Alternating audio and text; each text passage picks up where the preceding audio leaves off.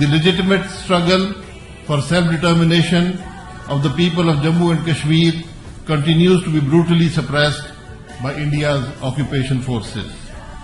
Unfortunately, from day one of its creation, Pakistan has faced unremitting hostility from its eastern neighbor.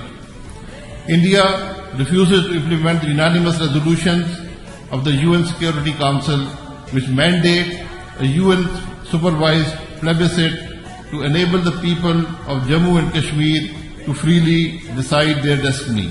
India has deployed nearly 700,000 troops in occupied Kashmir. This is the most intense foreign military occupation in recent history. India shooting indiscriminately at children, women and youth. Shotgun pellets have blinded and maimed thousands of Kashmiris, including children. These and other brutalities clearly constitute war crimes and violate the Geneva Conventions. Pakistan demands an international investigation into India's crimes in occupied Kashmir.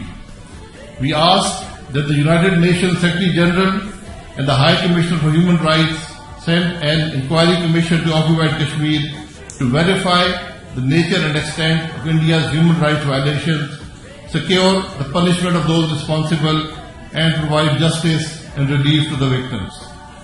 Pakistan also urges the international community to call on India to halt pellet gun attacks, to stop the use of rape as an instrument of state policy. But if India does venture across the LOC or acts upon its doctrine of limited war against Pakistan, it will evoke a strong and matching response. We call on the Security Council to fulfill its obligation to secure the implementation of its own resolutions on Jammu and Kashmir.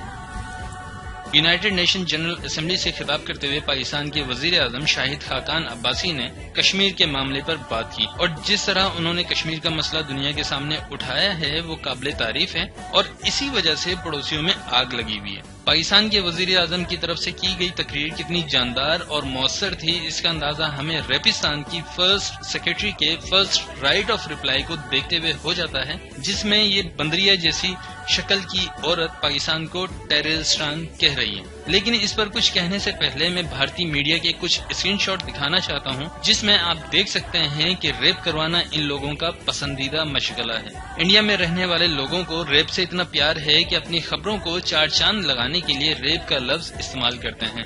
Financial express کی یہ خبر دیکھ لیں جس میں کسی reporter نے بہت شوق سے ریپ کا لفظ استعمال کیا ہے. شاید اسی بہن کا کسی نے ریپ کیا ہو تو اسے ریپ بہت یاد آ رہا تھا. لیکن کیا کریں, جھوٹے اور کمینے لوگ ہیں یہ, تو اپنی مرضی کی لیڈ لگا کر خبر کو چٹپٹا بنانے کی کوشش کرتے ہیں, جبکہ حقیقت یہ ہے کہ چین نے کہا تھا کہ کشمیر کا مسئلہ پاکستان اور انڈیا کو مل کر حل کرنا چاہیے. اب اس میں پتہ نہیں بھارتیوں کو کیوں لگ رہا ہے کہ چائنا نے پاکستان کا ساتھ نہیں دیا. یہی خبر ایک اور بھارتی اخبار فرسٹ پوسٹ نے لگائی ہے, لیکن اس میں ایسا کوئی ذکر نہیں ہے. یہ میں نے اس لیے مینشن کیا ہے کیونکہ کل ایک بھارتی نے کمنٹ کر کے کچھ یہی کہا تھا.